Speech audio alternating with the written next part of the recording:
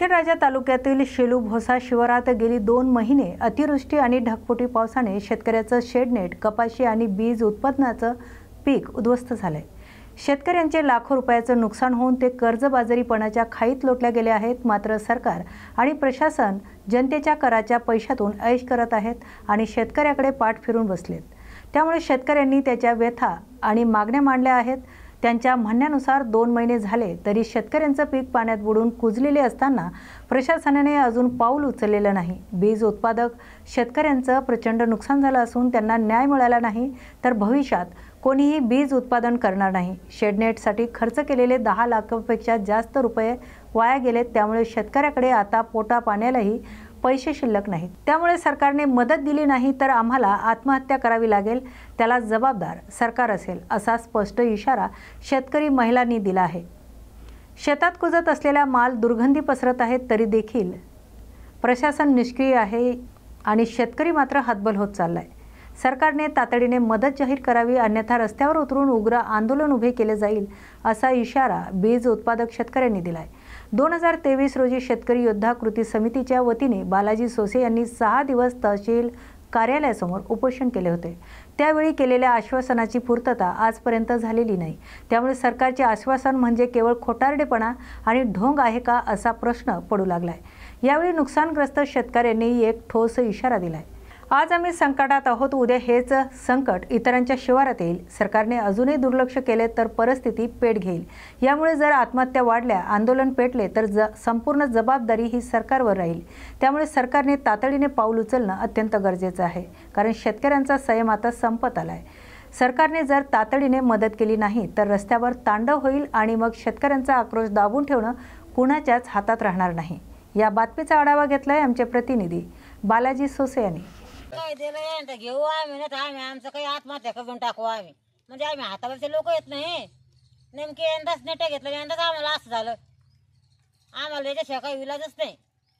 कपाशी पूर्ण वाहून गेली, कपाशीला काही नाही राहिला, खंद वाहून गेली, लगे पूर्ण शेत पाण्याखाली गेलेलं आहे माझं। आणि ते शेडनेटा होत्या, शेडनेटा सुद्धा चटे असे हे परिस्थिती झाली शेडनेटाची। आता कसं करायचं, उद्या आता कसं जगायचं? आमच्या शेताला कोणी पाहायला नाही आले, कसं झालं काय झालं। 5 दिवसापासून आम्ही उपाशी असे नुसतं। आज काय नाही पैशाचा आदला, आता काही पैसे नाही, आदले नाही, काय नाही, आता होतं ते लावून बसलो शेतीवर सगळं आम्ही। तशी गाडी आली, गावातून वापस गेली, त्या काम चौकशी केली, तुमची काय नुकसान झाली काय नाही म्हणून त्याने आम्हाला पुसलं पण नाही आम्हाला। आम्ही गरीब लोक, आम्हाला काही माहिती बघ नाही त्याच्यातलं काय आता काय नाही म्हणून सांगा, पण लोक काय आम्हाला लोक आम्हाला आता काही न्याय द्यायचा आम्हाला।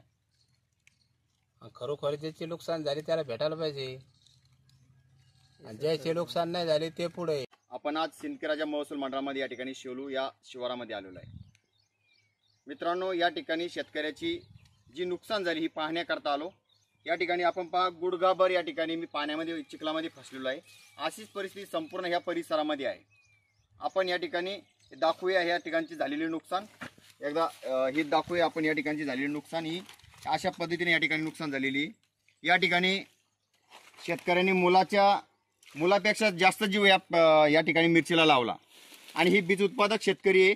जर बीज उत्पादक शेतकऱ्यांनी जर शेती करणं जर सोडली तर संपूर्ण देशावर याचा परिणाम होईल, अशी अवस्था या शेतकऱ्यात झालेली आहे। या ठिकाणी आपण या ठिकाणी दाखवण्याचा प्रयत्न करूया। हे 2 ते 3 महिन्याचं हे पीक आहे। हे पीक 100% आता खाली पडलं, याचं 100% या ठिकाणी नुकसान झालेलं आहे। आपल्यासोबत काही या ज्यांची शेती आहे, ज्यांनी हा प्लॉट केला ते आपल्यासोबत आहे। काही शेतकरी, आपण त्यांच्याशी या ठिकाणी बोलण्याचा प्रयत्न करूया। आपलं नाव सांगा। परमेश्वर अप्पासाहेब एकंदे। हा प्लॉट किती दिवस झाले लागवड करून? लागवड करून 3 महिने झाले। ही जे प्लॉट पडला हे कधी पडला आणि कशा पद्धतीने या ठिकाणी पाऊस झाला हे सांगा थोडक्यात। 22 तारखेला ढगफुटी झाल्यामुळे एकदम सगळं नेट वगैरे वाहून गेलेलं आहे। या ठिकाणी शेतकऱ्यांनी सांगितलं 22 तारखेला जो पाऊस पडला त्या ठिकाणी नेट पूर्णपणे वावरलेलं आहे। या ठिकाणी आपण या ठिकाणी त्यांना परत एकदा एक विचारू की तुमच्याकडे आतापर्यंत प्रशासन म्हणून कोणी आलं का? आमच्याकडे पाहणी करून गेले ते तलाठी वगैरे, पण कोर्सी साहेब पण आलते। हे जे बीज उत्पादक शेतकरी यांच्याकडे फक्त तलाठी आले। आपल्या जिल्ह्याला 2 पालकमंत्री, एक पालकमंत्री एक सहपालकमंत्री, या ठिकाणी या परिसरामध्ये पालकमंत्र्यांचा दौरा झाला का तुमच्याकडे? तुम्हाला सरकारकडे काय आश्वासन नाही, काय मागणी काय तुमची ठोस? आमच्याकडे काही दौरा झाला नाही त्याचा आतापर्यंत. तुमची सरकारकडून मागणी काय नेमकी? त्याच्यावर मदत भेटायला पाहिजे. आम्हाला काय आपल्यासोबत डबल शेतकरी आपण त्यांच्याशी बोलूया. तुमची सरकारकडून नेमकी मागणी काय? त्याच्या आहे ना काहीतरी जीवदान द्यायला पाहिजे आपल्याला, नाही तर आत्महत्याशिवाय काही पर्याय नाही आपल्याला. एवढं मग 10 ते 15 लाखाचं नुकसान होईल. सरकारकडे तुमचं मागणी किंवा आमची झालेली नुकसान तरी द्यावी, नाही तर आत्महत्याशिवाय पर्याय नाही, असं या ठिकाणी शेतकऱ्यांनी आपल्याला सांगितलं. शेतकऱ्याचे व्यथा हे सरकारपर्यंत पोहोचल्या पाहिजे, ह्या सरकारपर्यंत, आणि सरकारने यांना न्याय दिला पाहिजे अशी या शेतकऱ्यांची मागणी. आपल्या या ठिकाणी आपण परत एकदा दाखवूया. हा प्लॉट आता इकडे जो उभा करणं चालू आहे, इकडे आपण इकडे दाखवूया. हे लेबर लावून या ठिकाणी प्लॉट उभा करणं सुरू आहे. पण हे प्लॉट उभा करणं सुरू आहे फक्त शेतकऱ्याला आश्वासन आहे किंवा शेतकऱ्याला फक्त एक आधार आहे, बा तुम्हाला काहीतरी त्यातून मिळेल, पण याची अपेक्षा नाही. कारण पूर्णपणे हा प्लॉट या ठिकाणी सुकलेला आहे. याचा पूर्ण आपण हे दाखवूया एकदा. हा पूर्ण प्लॉटचा आहे शेंडा पूर्णपणे सुकलेला. हा प्लॉट सक्सेस होईल का नाही होईल ही शेतकऱ्याला खात्री नाही. पहिलाच या शेतकऱ्याने 3 लाख रुपये शेडनेटला खर्च केला आणि परत सुद्धा या शेतकऱ्यांनी परत हिमतीनं उभं राहून 1 लाख रुपयाचा आता परत खर्च करण्याची या ठिकाणी शेतकरी तयारी. पण शेतकऱ्याला न्याय मिळेल का नाही मिळेल ही शेडनेटची कशी नुकसान असते ही पाहण्यासाठी या ठिकाणी आपण शेतकऱ्याच्या बांधावर पोहोचलो. गाव इथून जवळपास 2 किलोमीटर अंतर आहे. गुडघ्या इतका चिखलामध्ये आपल्याला या ठिकाणी आपण पोहोचलो. या ठिकाणी ज्यांची नुकसान झाली ती शेतकरी महिला आपल्या सोबत आहे. आपण त्यांच्याशी बोलूया नेमकी ही काय परिस्थिती आहे. आज 23 दिवस झाले आम्ही 13-14 लक्ष्म्या घेऊन पलाट केलेला आहे. आम्ही 350 रुपये रोज द्यायला महिलाला त्या. आज आमच्या ती पण ऐकत नाही बायला पैसे द्यावा म्हणून, ती पण आमच्याकडे शक्यता नाही. आता चट आमच्याजवळ होतं ते आम्ही शेतीला लावून बसलो आणि चट वाहून गेला. आम्हाला आता कापूस नाही, पाट मिरची नाही, पोलन नाही, काहीच नाही. आम्हाला सध्या काम नाही काही. आता तुमची सरकारकडे मागणी काय नेमकी? मागणी काय आम्हाला काही द्यावा त्या नाही. आम्हाला इतकं लागलं इतकं द्यावं आम्हाला. किती खर्च झाला तुमचा इथं? आमचा आता लोक 2 ते 2.5 लाख झालाय. पण आम्हाला इथून पुढे बी का आता घरात खर्चाला पैसा नाही आम्हाला. आता सगळ्या शेतीला लावून बसलो आम्ही. आता 10 ते 15 लाखाचे नुकसान होईल. आता 9-10 लाखाचे आम्ही आज नुसतं एका महिन्यात खळ झाला असता आमचं 8-9 लाखाचं. ते सगळं पाण्यात गेलं आमचं. आता सध्या काहीच नाही आम्हाला. आता लेबरला पैसे नाही द्यायला आता आम्हाला. तुम्हाला सरकारकडून काहीच मदत अजून आली नाही का? काहीच नाही आले, पाहायला पण नाही आले आमच्या लोक अजून. कोणीच इथलं कोणी आलं नाही आमच्या लोक अजून. आपल्या या शेतकरी महिलेचं ताईचं म्हणणं आहे की बाबा आतापर्यंत प्रशासन या ठिकाणी कोणी पोहोचलं नाही पाहण्यासाठी. कारण यांची 10 लाखाची या ठिकाणी नुकसान झाली आणि यांची नुकसान होऊन जर या ठिकाणी शेतकऱ्याच्या मदतीसाठी जर कोणी प्रशासन येत नसेल तर ही त्यांचे बोलण्यातून ते खूप वेगळं बोलतात. आता या ठिकाणी आपण त्यांना एक पुन्हा प्रश्न विचारूया की तुम्हाला नेमकी प्रशासन म्हणून, सरकार म्हणून शेडनेटसाठी मदत काय हवी? मदत काय हवी आम्हाला? त्यानं 2-3 लाख का होईना पण आम्हाला मदत द्यावा त्याची.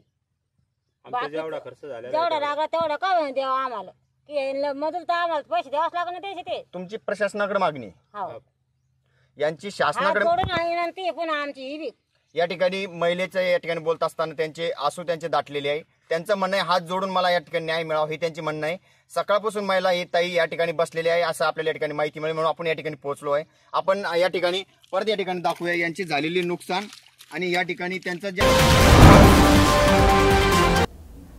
रयत शिक्षण संस्थेचे संस्थापक आणि पद्मभूषण डॉक्टर कर्मवीर भाऊराव पाटील यांची 138वी जयंती विंचूर येथील कर्मवीर भाऊराव पाटील विद्यालय येथे मोठ्या उत्साहात साजरी करण्यात आली. शैक्षणिक आणि सामाजिक क्षेत्रातील अमूल्य योगदानाची आठवण जपत भावी पिढीला प्रेरणा देण्यासाठी आयोजित केलेल्या या कार्यक्रमामध्ये गावकरी, पालक आणि विद्यार्थ्यांनी मोठ्या संख्येने सहभाग घेतला होता.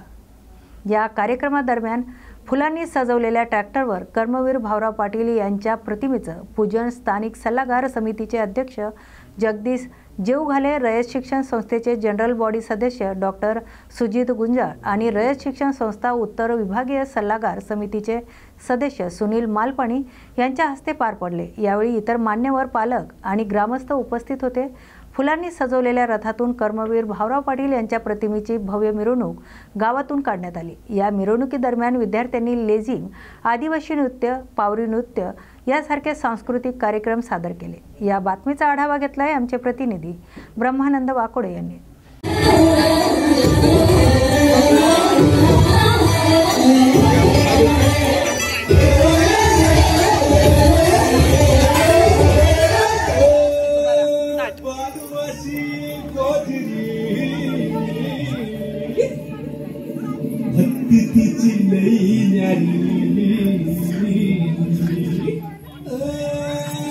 Baduasi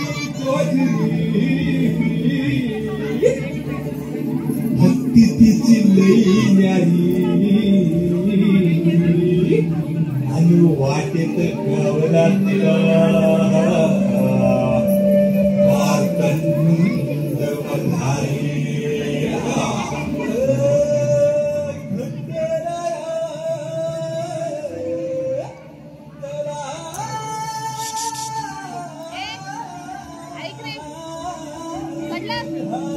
सगळ्यांच्या हातात नको देऊ, ठराविकांच्या हातात द्या.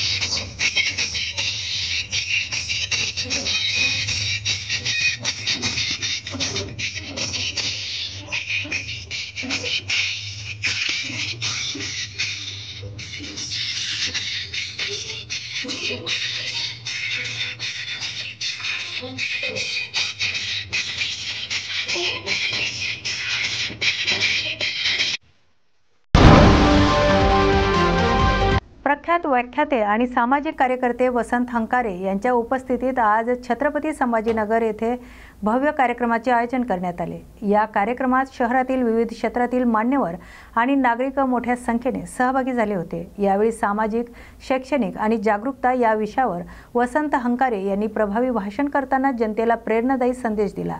युवकांनी शिक्षण, स्वावलंबन आणि समाजकार्यात पुढाकार घ्यावा असे आवाहनही त्यांनी केले। या कार्यक्रमाच्या शेवटी आयोजकांनी वसंत हंकारे यांचा सत्कार केला। तर शहरात अशा प्रकारच्या उपक्रमामुळे सकारात्मक बदल घडत असल्याचं वक्तव्य उपस्थित मान्यवरांनी केले। या बातमीचा आढावा घेतलाय आमचे प्रतिनिधी प्रवीण खरात यांनी। सगळ्यात मोठं शिक्षण आज तुला सांगून जातो बघ। माझ्या बाळासाहेबांनी मला इथं आणलेलं आहे बघ, माझ्या राजने मला इथं आणलेलं आहे बघ, तुमच्या समोर मी उभा आहे बघ। पण जगातलं सगळ्यात मोठं शिक्षण आज खरी घेऊन जायचं बोरी हे बघ, जोपर्यंत आई बापाचा श्वास सुरू आहे नालाय, जोपर्यंत आई बापाचा श्वास सुरू आहे, आई बापाच्या प्रत्येक श्वासाला जीव लावा। जोपर्यंत आई बापाचा श्वास सुरू आहे, आई बापाच्या प्रत्येक श्वासावर प्रेम करा। एकदा का आई बापाचा श्वास निघून गेला, भिंतीवरचा बाप खाली येऊन कधीच आपल्याला मिठीत घेत नसतो। आणि भिंतीवरची आई काट्या बदल पोटाला काहीतरी खा आणि मग कुठं बोंबलं जायचं तिकडं जा। हा आवाज स्वयंपाकघरातून आपल्याला कधीच येत नसतो। उद्या डॉक्टर व्हाल, उद्या इंजिनियर व्हाल, उद्या वकील व्हाल, उद्या लाखो आणि करोडो रुपये तुम्ही कमवाल आणि ते लाखो आणि करोडो रुपये त्या तिरुपतीच्या चरणावर जरी तुम्ही ओतले आणि ते लाखो आणि करोडो रुपये त्या शिर्डी साईबाबाच्या चरणावर जरी तुम्ही ओतले, पोरांनो तो शिर्डीचा साईबाबा देऊ शकणार। म्हणून आज तुला या संभाजीनगरच्या मातीमध्ये मी सांगतो बघ, तुझ्या आयुष्यामध्ये तुझा एकच देव आहे, त्या देवाचं नाव सारा बाप आहे पोरा। तुझ्या आयुष्यामध्ये तुझी एकच देवी आहे। म्हणून या शुभमी आणि मयूरने बघ ते आयोजन केलं। का केलं, कशासाठी केलं? माझ्या देखील कधी बापाची टाच हातामध्ये घेतली का नाही? कधी आईची पहाटेच्या थंडीमध्ये जेव्हा तू झोपलेली असते ना ग अंगावर चादर घेऊन, तेव्हा त्याच थंडीत तुझा बाप कुठल्या तर शेतात कुठल्या तर पिकाला पाणी पाजत असतो। माझं पोरग शिकतंय, ब्रँडेड बूट चढवायचाय माझ्या पोरगीच्या पाया, अंगावर ब्रँडेड कपडा घालायचाय माझ्या परीच्या अंगावर।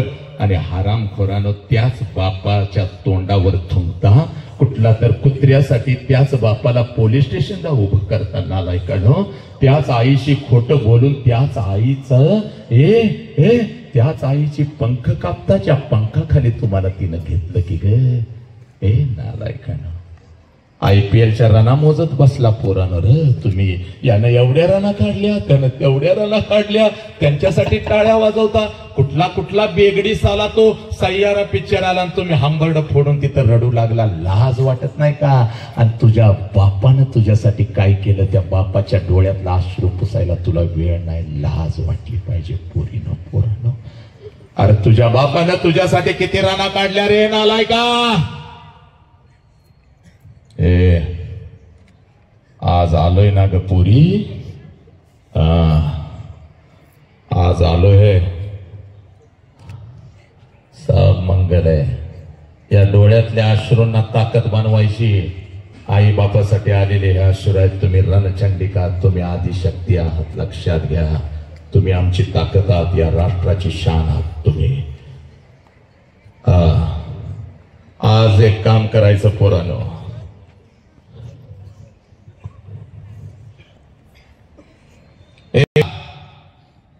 पळत पळत आज घरी जायचा। आईला 2 प्रश्न विचारले, आता आईला प्रश्न विचारायचा नाही, पळत पळत घरी जायचं आणि आपल्या बापाची वाट बघायची, घरामध्ये बापाची वाट बघायची. आज आपल्या बापाची वाट घरामध्ये बघायची. काही मिठी मारायची, एवढ्या घट्ट मिठी मारायचे, बापाच्या डोळ्यामध्ये टच करून पाणी आलं पाहिजे. ते पाणी पासून तुझ्या बापानं तुला विचारलं पाहिजे, पोरी काय झालं का, काय झालं, असा हंबडा तू कधीच फोडला नव्हतास, काय झालं, तुला आई काय बोलली का, बाई काय बोलल्या का, शाळेमध्ये कोण काय बोललं का, सांग मला. तुझा भाऊ तुला काय बोलला का, त्या हरामखोराची चामडीच लढवतो सांग. त्यावेळेला बघा वेळेला बापाच्या डोळ्यात पाणी बसत आपल्या बाबाला सांगायचं, बाप्पा मला कोणी काय नाही बोललं, पप्पा पप्पा मला कोणी काय नाही बोललं, मला आई काय नाही बोलली, मला बाई काय नाही बोलल्या, मला कोणी काय नाही बोललं, पप्पा पप्पा पप्पा. जेव्हा मी 1 वर्षाचे होते ना पप्पा, तेव्हा रोज तुम्हाला कडकडून मिठी मारत होती पप्पा. पप्पा जेव्हा मी 1 वर्षाची होती तेव्हा रोज तुम्हाला कडकडून मिठी मारत होती, कारण तेव्हा मला माझा बाप कळत होता पप्पा. पप्पा मला आई रागवली तर मी अंगणामध्ये येऊन उभी राहत होती. आईची तक्रार मी तुमच्याकडे करत होते. तुम्ही मला जसं दिसत होता मी तुम्हाला सांगत होती, पप्पा पप्पा आईने मला मारलं पप्पा, तुम्ही मला उचलून घेत होता, तुम्ही मला अलगद हवेमध्ये फेकत होता. माझ्या बापाचे दोन्ही हात मला समर्थपणे झेलण्यासाठी खाली तयार आहे. अगदी हसत हसत मी तुमच्या हातामध्ये येत होती पप्पा.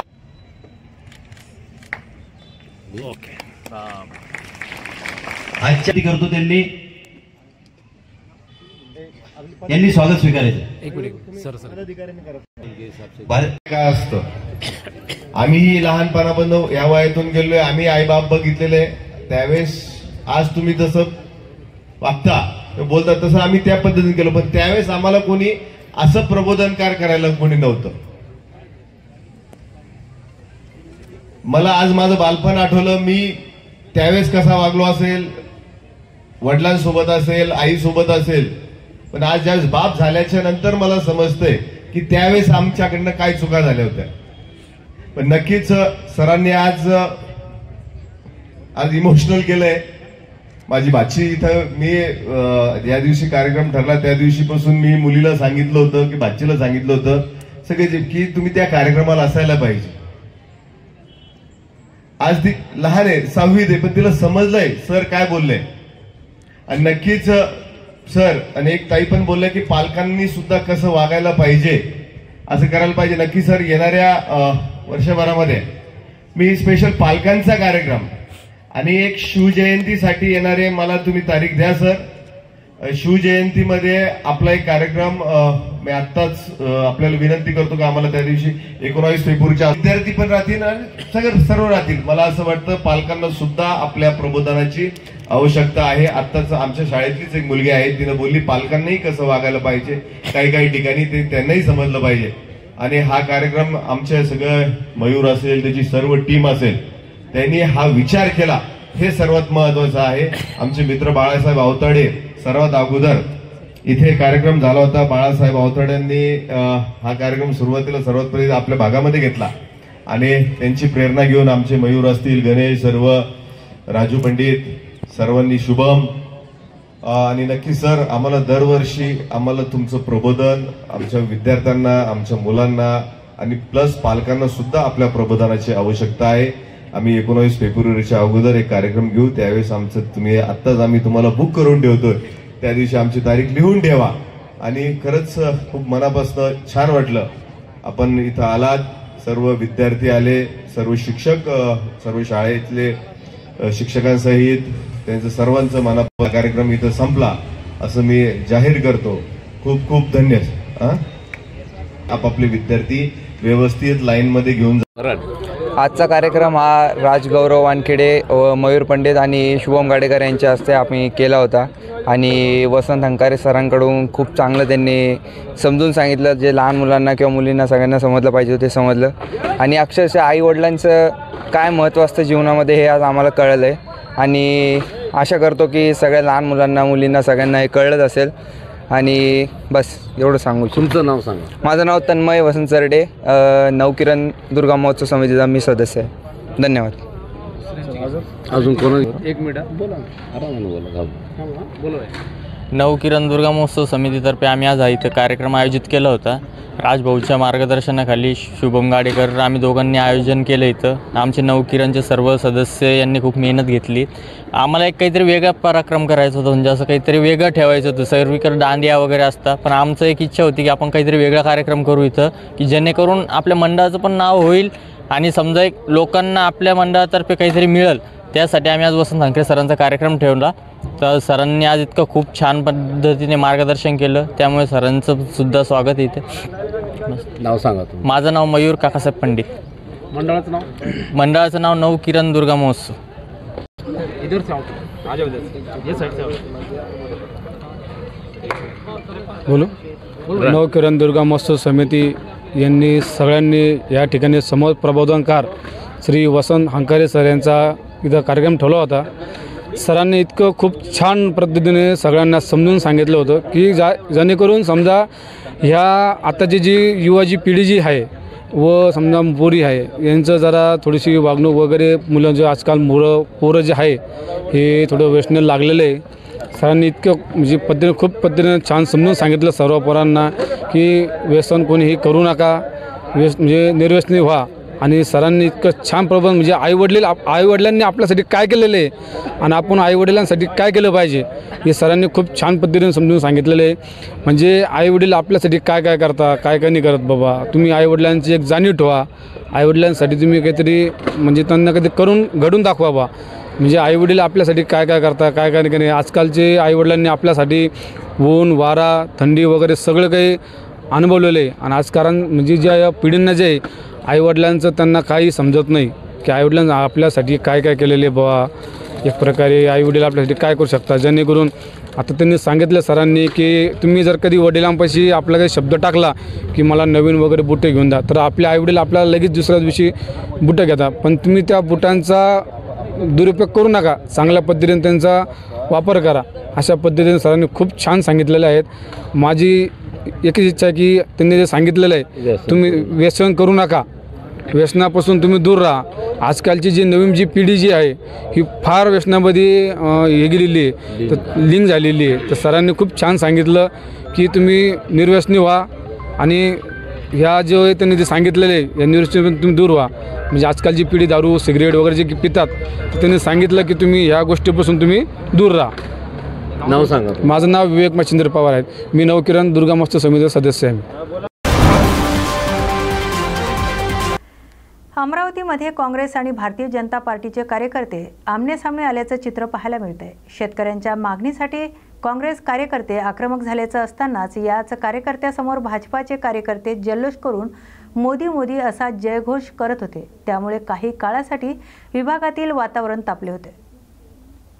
या बातमीचा आढावा घेतलाय आमचे प्रतिनिधी सोमेश्वर जेवडे यांनी.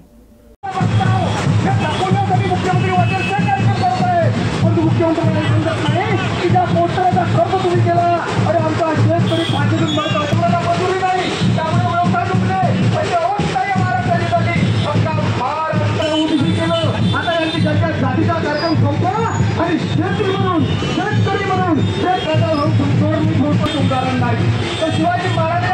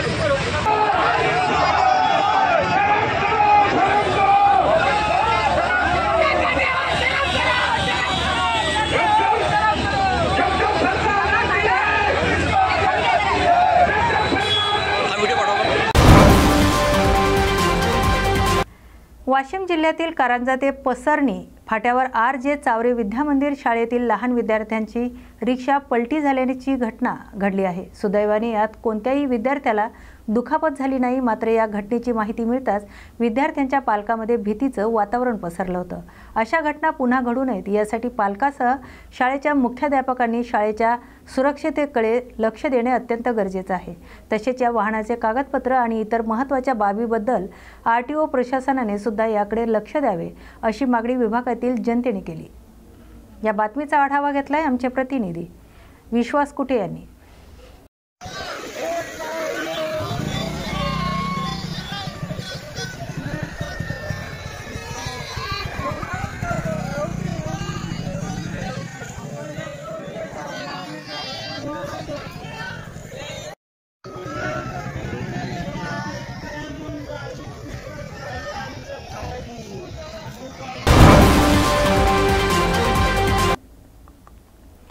कन्नड तालुक्यातील माहुरा येथील भारतीय सेनानी सैनिक कैलासवासी दगडूशंकर शिंदे यांनी भारतीय सैन्यात 18 वर्षे सेवा करून सेवानिवृत्त झाले होते। या कार्यकाळात त्यांनी अतुलनीय कामगिरी केली होती। त्यांच्या या प्रेरणेतून आणि मार्गदर्शनातून गावात अनेक सैनिक घडले। त्यांच्या या देशसेवेचे भान ठेवून दिनांक 26 सप्टेंबर रोजी त्यांच्या 5व्या पुण्यतिथीनिमित्त मावरा ग्रामपंचायत आणि ग्रामस्थांनी कर्तव्यावर असलेले सैनिक अंकुश वळेकर यांच्या हस्ते त्यांच्या भव्य स्मारकाचं पूजन आणि पुष्प अर्पण करून सर्व ग्रामस्थांना त्यांना अभिवादन केले। या प्रसंगी माजी सैनिक रायभान गाडेकर, संतोष गाडेकर, ढवळसिंग राजपूत यांचा सत्कार करण्यात आला। त्यानंतर त्यांना भावपूर्ण श्रद्धांजली अर्पण करण्यात आली। या प्रसंगी मोहरा गावचे सरपंच, उपसरपंच, ग्रामस्थ, मुख्याध्यापक, शिक्षक, विद्यार्थी आणि गावातील तरुण मित्रमंडळ मोठ्या संख्येने उपस्थित होते। या बातमीचा आढावा घेतलाय आमचे प्रतिनिधी प्रवीण खरात यांनी। आज आपण या ठिकाणी कैवल्यवासी दगडू शंकरजी शिंदे माजी सैनिक यांची पुण्यतिथी या ठिकाणी गावकऱ्यांच्या वतीने आणि समस्त शालेय विद्यार्थ्यांच्या वतीने साजरी करण्यात आली। सांगायचं वैशिष्ट्य म्हणजे माजी देशाचे हे सैनिक यांनी 1971 मध्ये पाकिस्तानमध्ये युद्धामध्ये सहभाग घेतला आहे। 1971 मध्ये बांगलादेशच्या युद्धामध्ये सहभाग घेतलेला आहे आणि आनंदाची गोष्ट म्हणजे युनो संयुक्त राष्ट्र संघटनेच्या याच्यामध्ये भूतानमध्ये 3 वर्ष त्यांनी आपली सेवा दिलेली आहे। अशा या व्यक्तीला माझा सर्वात प्रथम म्हणजे प्रणाम आहे। त्यानंतर रिटायरमेंटनंतर सुद्धा त्यांनी आपले गावामध्ये सुद्धा अखंड सेवा सुरू ठेवली। पर्यावरणाची कामं असो किंवा विद्यार्थ्यांना मार्गदर्शन असो, त्यांच्या वतीनं विद्यार्थ्यांना मार्गदर्शन करत असताना अनेक विद्यार्थी भारतीय सैन्य दलामध्ये सामील झालेले आहेत। आज त्यांचं एक श्रद्धास्थान म्हणून संतोषी मातेचं मंदिर मोठ्या दिमाखाने मोहरा गावामध्ये उभारलेलं आहे आणि आज त्या श्रद्धेपुढे अनेक भाविक भक्त या ठिकाणी येतात आणि म्हणूनच अशा या महान व्यक्तीला, या माझ्या सैनिकाला या ठिकाणी मी माझ्या परिवाराच्या वतीने श्रद्धांजली अर्पण करतो।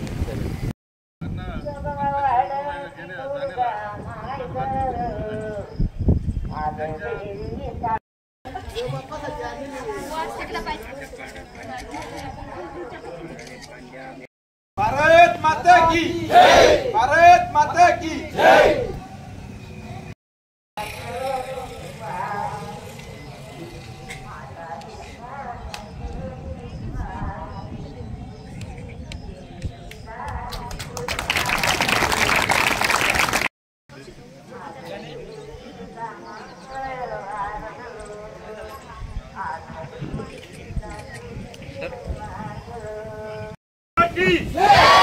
भारत माता की जय, वंदे मातरम, वंदे मातरम। अन्ना तुम हमारा हो, हम आपके साथ हैं।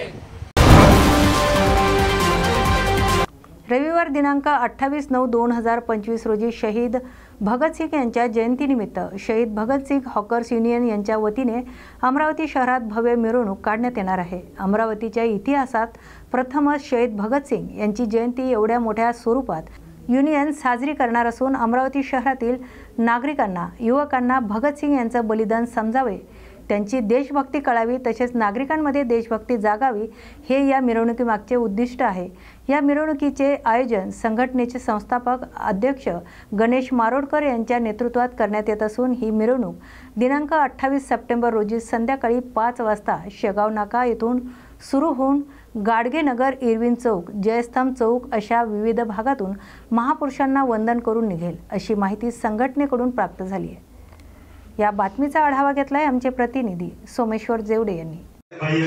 मोहन भाऊ आहे, आमच्या वंदनाताई आहे, शिरभातेताई आहे आणि आमच्या फणसेताई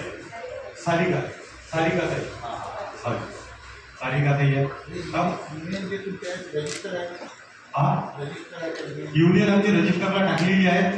नमस्कार, मी गणेश मारोडकर, शहीद भगतसिंग हॉकर्स युनियन संस्थापक अध्यक्ष तथा पथविक्रेता समिती सदस्य मनपा अमरावती।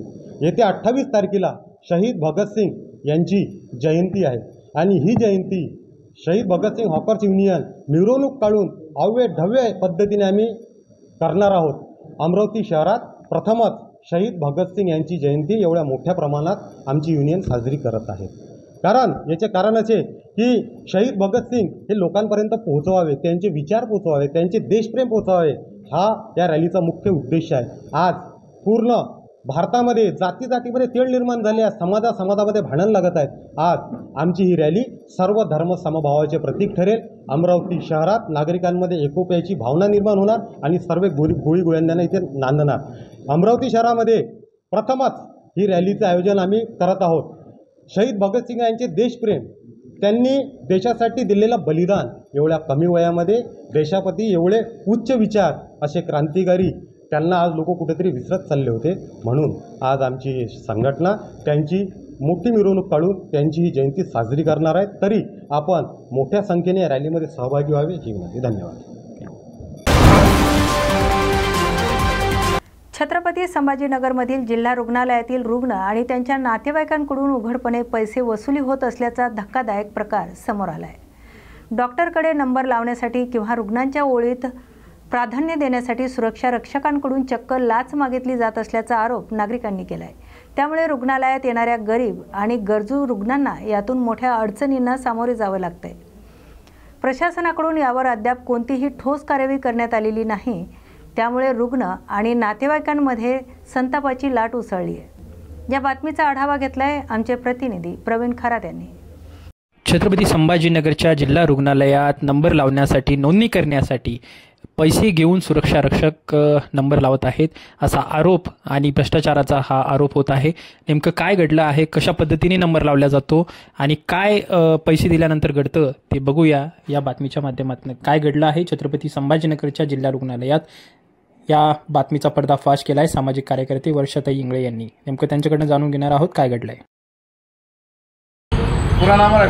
वर्षा भास्कर इंगळे, राहणार शताब्दी नगर, छत्रपती नगर। मला त्यांनी रात्री कॉम्प्युटरला टाकलं, व्हॉट्सअपला टाकलं, मॅडम तुमची उद्या मीटिंग आहे, तुम्ही कुठं जाऊ शकत नाही। मी माझे सगळे हातातले कामं सोडून त्यांच्या मीटिंगला आलेले आहे सर। तर त्यांनी मला सांगितलं, जी मॅडम मीटिंग घेत होती माझी, त्या मॅडमनं सांगितलं, ती मॅडम माझी ही जबाबदारी नाही आहे म्हणे मीटिंग घ्यायची, पण तुम्ही महिला आहे म्हणून मला तुमची मीटिंग घ्यायला लावलं। प्रकरण आहे सिक्युरिटी लोक जे आहे ते जे मागून लोक येतात त्यांच्याकडून 50 रुपये घेतात सर, आणि ते 2 नंबर वार्ड नंबर कितीला काय तपासणी करायची ते सगळं लिहून देतात ते सर त्या चिठ्ठीवर, आणि ते डायरेक्ट जाते। आणि जे बाकीचे जे लोक आहे ते नंबरला लावून तरी त्यांचा नंबर येत नाही आहे 2 वाजेपर्यंत। ते लोक डबल 4 वाजेपर्यंत इथंच वेटिंग करतात। ते वेटिंग करून बी त्यांचं काय 1 घंटा तास राहतो सर त्यांचा लंच झाल्यावर। तो 5 वाजता डबल हॉस्पिटल बंद होतं, त्याच्या दिवस दुसरं तकरार दे के उसको अब 25 दिन हो गए सर। 25 दिन के बाद मैं और बीच में आई तो मेरा लेटर गुम गया था। वो लेटर भी मैं 10 बजे से आई थी, तो लेटर निकालने को मेरे को डायरेक्ट 4 बजे लेटर मिला मेरे को। वो लेटर मिले बाद उन्होंने तकरार मेरे ऊपर डाले। 10 जन सिक्योरिटी है, तकरार थी 3 जनों की, एक कंप्यूटर जो गोले बांटता वो गोले के वाले की, और जो है तो 2 सिक्योरिटी की। तो यहाँ पर 10 जनों ने मेरे ऊपर तकरार डाले वाले। ये तकरार डाले आपने? मेरे ऊपर तकरार डाले, ये कभी भी आती बोले, कभी भी अत्याचार करती बोले, हमारे से बहुत बहस करती बोले। और तकरार मैंने डाली लोगों के वास्ते, सेफ्टी होने के वास्ते। उनका नाम अभी इसमें है, उनका नाम मेरे को ये मालूम नहीं है, पर ये सिक्योरिटी, वो सिक्योरिटी नहीं थे, ड्यूटी पे भी नहीं थे। वो सिक्योरिटी ने ये भी जवाब दिया, मैं उस दिन छुट्टी पे था। मी ज्या तिघाईवर तक्रार केलेली आहे, हे बाकीचे एक झालेले आहे, त्यांनी माझ्यावर तक्रार केलेली आहे। आणि जी मॅडम आहे आत्ता, स्वतः मी त्या मॅडमला विचारलं, मी लेखी देऊ शकत नाही। ती मॅडम म्हणे मला याच्यावर काही मी बोलू शकत नाही म्हणे, मॅडम मी टेम्परवारी होते, मी तुमचा जवाब घेतलेला आहे म्हणे। अभी आगे क्या करने वाले आपको भी यहाँ से? अभी आगे मैं उपोषण को बैठेंगी, उन्होंने कुछ लिए नहीं तो स्टॉप करो। प्रश्न एकच बंद करा ना, ते बाइक कौन फीस बोला? उन्होंने मेरी तकरार जो ये इस्पेट नहीं करे तो मैं उपोषण को बैठने वाली है। जब तक ये ऊपर जाता नहीं, समाज कल्याण में जहाँ बोले वहाँ मैं ये तकरार दूंगी उनकी। जब तक तुमको न्याय मिलता नहीं, जब तक मेरे को न्याय मिलता नहीं, जब तक मेरी ये चलमला चालू रहेंगी। ये गरीब लोगों को बहुत अंडा है। और एक मुद्दे की बात, सिक्योरिटी का कहना है यहाँ पर सब मोबिडिन लोग ज़्यादा आते, सब जो है मुद्दा बुरका पहनते बोले और गर्दी उनकी होती। ये सरकारी ये जात बात पे देखता नहीं। ये कौन कहा आपसे? ये सिक्योरिटी सब जगह हर जगह बोलते। सिक्योरिटी का कहना ये भी है, सब जगह बोले मोबिडिन आगे रहती बोले और बाकी के जो है वो पीछे रहते बोले। माझं नाव वर्षा भास्कर इंगळे। महाराष्ट्रात अतिवृष्टीने जो धुमाकूळ घातला आहे त्यामध्ये मराठवाड्यामधीलच सर्व जिल्ह्यात शेतकऱ्यांचे अतोनात नुकसान झाले। नांदेड जिल्ह्यामध्ये अनेक शेती पिकासहित वाहून गेली, जनावरे आणि माणसे दगावलीत। एकंदरीत शेतकऱ्यांचं जीवन अतिशय हालाकीचं झालंय। त्यांच्यासमोर आत्महत्येशिवाय दुसरा पर्याय उरलेला नाही। अशा परिस्थितीमध्ये महाराष्ट्र सरकारने बळीराजाला तात्काळ मदत करणे गरजेचं आहे। त्यामुळे नांदेड जिल्ह्यासह मराठवाड्यात ओला दुष्काळ जाहीर करून शेतकऱ्यांना हेक्टरी 50,000 रुपयाची तात्काळ मदत करावी। शेतकऱ्यांना सरसकट कर्जमाफी आणि पीक विमा त्वरित देण्यात यावा, यासाठी राष्ट्रवादी शरद पवार गटाच्या वतीने जिल्हाधिकारी कार्यालयासमोर आंदोलन करून जिल्हा अधिकाऱ्यांमार्फत मुख्यमंत्र्यांना निवेदन सादर करण्यात आले। या बातमीचा आढावा घेतलाय प्रतिनिधी मोहम्मद रफिक यांनी। आम्ही जिल्हाधिकारी साहेबांना निवेदन दिलंय। मागील काही दिवसापासून नांदेड जिल्ह्यामध्ये ग्रामीण आणि शहरी भागामध्ये अतिवृष्टीमुळे जे काही अतोनात नुकसान झालेलं आहे, विशेष करून शेतकऱ्यांचं जे नुकसान झालेलं आहे त्याच्यासाठी आमच्या प्रमुख मागण्या आहेत। हेक्टरी 50,000 रुपयाची मदत शासनाने त्वरित केली पाहिजे शेतकऱ्यांना, कारण आता शेतात काहीच राहिलेलं नाही, सगळे पिकं गेलेले आहेत। दुसरं म्हणजे प्रलंबित मागणी जी आहे ती शेतकऱ्यांचा सातबारा पुरा करायचा, हे आश्वासन शासनाने दिलेलं आहे, त्याची या निमित्ताने शासनाने पूर्तता करावी। शहरी भागामध्ये सकल भागामध्ये जे पाणी गेले तिथे सुद्धा नुकसान भरपाई म्हणून प्रत्येक कुटुंबाला 30,000 रुपयाची मदत करावी, या प्रमुख मागण्या। आज राष्ट्रवादी कांग्रेस पार्टी शहर और ग्रामीण के तरफ से कलेक्टर साहब को निवेदन दिया गया। इस निवेदन में जितने भी शेतकरी है, हमारे ग्रामीण के शेतकरी जितने भी महाराष्ट्र हो मराठवाड़ा हो, जितने सबसे ज्यादा नुकसान हुआ, इतना नुकसान हुआ कि सोयाबीन सही रहा ना, कपास सही रही ना, अपना जो गन्ना है, गन्ना की फसल पूरी बर्बाद हो गई, केली की फसल बर्बाद हो गई। सब शेतकरी परेशान हो गए। परेशान होकर सरकार से बार बार गुहार लगा रहे हैं, लेकिन सरकार सुनने के लिए तैयार नहीं है। 8,000 रुपए हेक्टर में क्या होने वाला है? अगर सोयाबीन पेरते हैं तो एकड़ को कम से कम 25,000 रुपए खर्च है। ट्रैक्टर वगैरह लिए तो 50,000 रुपए एकड़ को खर्च है। सोयाबीन के अंदर भी शेतकरियों को कुछ फायदा नहीं है, लेकिन कुछ तो भी करना, गवर्नमेंट से कोई मदद नहीं है। कपास के लिए टाइम पे भाव नहीं रहते, सोयाबीन को भाव नहीं रहते। केली का कुछ प्रॉब्लम आया, हवा चली, कुछ हुआ तो केली गिर जाती। गन्ना भी पानी गन्ने के ऊपर से गया, गन्ना भी कहीं डूब गया, लोगों का परेशान है शेतकरी। आज हम कलेक्टर साहब से विनती करने आए, सभी शेतकरियों को जो है तो 50,000 रुपए हेक्टरी से पैसे दिया जाए, ये हमारी मांगनी है। और 7/12 कोरा करने के लिए हमारे नेता आदरणीय शरद चंद्र पवार साहब ने 7/12 कोरा करने का एक ऐतिहासिक निर्णय लिया था, यूपीए की और राष्ट्रवादी कांग्रेस की केंद्र में सरकार थी, कृषि मंत्री साहब थे, हमारे साहब ने एक ऐतिहासिक निर्णय लिया था। ये गवर्नमेंट में हमारे साहब के जैसा ऐतिहासिक निर्णय लेने का कोई इनमें दम नहीं है, इनमें कोई हौसला नहीं है। इन्होंने सिर्फ है कि जात को जात से लड़ाना और इनको जो तो दंगा लगाना, हिंदू मुस्लिम करना, इसमें परेशान है। 2-4 तोते पाल लिए, वो परेशान कर रहे पूरे महाराष्ट्र और देश को। और दूसरी बात यह है कि शहर में जो तो बैक वाटर मार के, बैक वाटर जो आने की वजह से जितने भी शहर में जितने भी वार्ड लगते, जितने भी बस्तियां लगते, वो पूरी तरह से डूब चुके हैं। हजारों लाखों रुपए का लोगों का नुकसान हो चुका है। हमारी गवर्नमेंट से मांगनी है, और 2-3 लोगों की जान भी गई है इसके अंदर। हमारी गवर्नमेंट से मांगनी है कि भाई ज्यादा से ज्यादा 40,000 हो, 30,000 हो, 50,000 हो, लाखों का नुकसान हो, उतना तो गवर्नमेंट दे सकती नहीं। लेकिन हमारी मांगनी है जितना भी पूरग्रस्त ये शहर के अंदर आया है, सभी लोग मदद कर रहे हैं, सभी समाज के लोग मदद कर रहे हैं इन लोगों की। लेकिन गवर्नमेंट की तरफ से इनकी ज्यादा से ज्यादा मदद होना जरूरी है। लोग परेशान है, जिनमें रहने के लिए घर नहीं है, लोगों को पूरा छत के ऊपर भी पानी गया, किसी के टीनों के घर है तो टीना भी टूट गए। अभी कैसा है, आशियाना बनाना है तो लाखों रुपए लगते घर बनाने के लिए। लेकिन आज जो तो गवर्नमेंट उतनी तो मदद कर नहीं सकती, लेकिन तात्काल मदद करने की इनको जरूरत है। शेतकरी हो बळीराम मुंजाजी सूर्यवंशी, आज अशी परिस्थिती झाली पावसाने की रोजचे रोज पाऊस चालू आहे। कवा कुसळण कवा काय होईल याचा आम्हाला भीती पैदा झालेली आहे।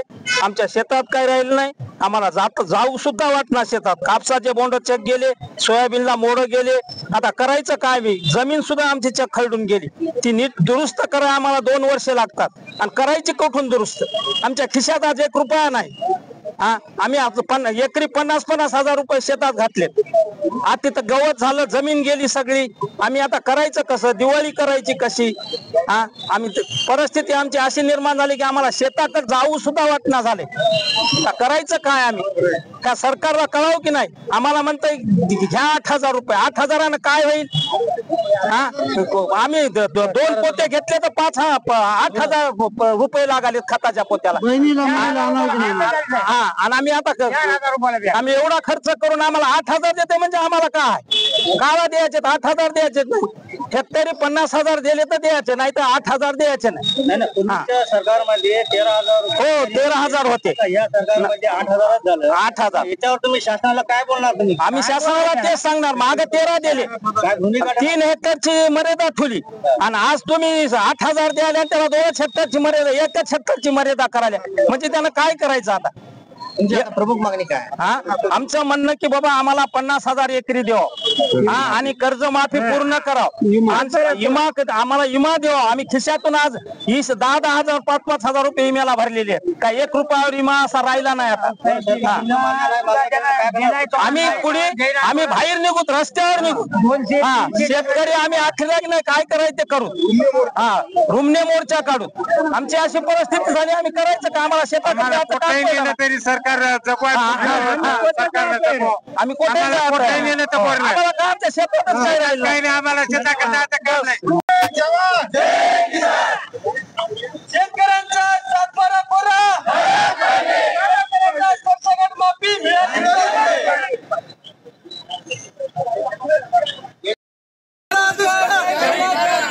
ओला दुष्काळ, ओला दुष्काळ, कर्जमाफी, कर्जमाफी, ओला दुष्काळ, ओला दुष्काळ, कर्जमाफी, एकच नारा,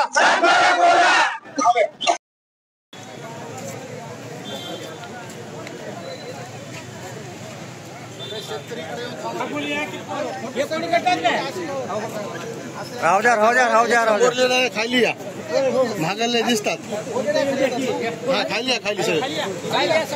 हो काका, असं येऊन धरा की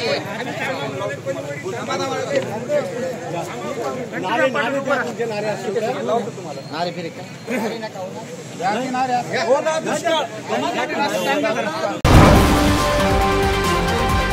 मालेगाव तालुक्यातील धनगर समाज सुद्धा आक्रमक होऊन मालेगाव तहसील समोर धरणे आंदोलन केले आहे। जालना येथे दीपक बोराडे यांचे गेल्या 10 दिवसापासून आमरण उपोषण सुरू आहे, परंतु याकडे शासनाचा कोणताही मंत्री किंवा मंत्रिमंडळातील एकही सहकारी लक्ष द्यायला तयार नसल्यामुळे दीपक बोराडे यांच्या उपोषणाला पाठिंबा म्हणून धनगर समाज मालेगाव येथील उपोषणाला बसला आहे।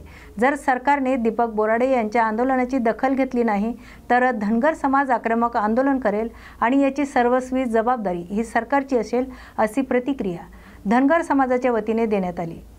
धनगर समाज गेल्या 10 दिवसापासून शांततेने आंदोलन करत आहेत, परंतु जर सरकारला हिंसक आंदोलन हवं असेल तर त्यासाठी धनगर समाज तयार आहे, असेही धनगर समाजाच्या वतीने सांगण्यात आले। त्यामुळे आता सरकार यावर काय तोडगा काढणार याकडे समाजाचं लक्ष लागून राहिले। या बातमीचा आढावा घेतलाय प्रतिनिधी विश्वास कुटे यांनी।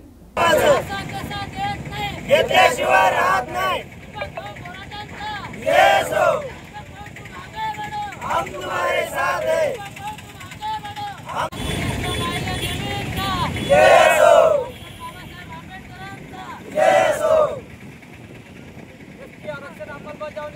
अशाच नव्या आणि ताज्या बातम्या पाहण्यासाठी पाहत राहा न्यूज मराठी 24/7।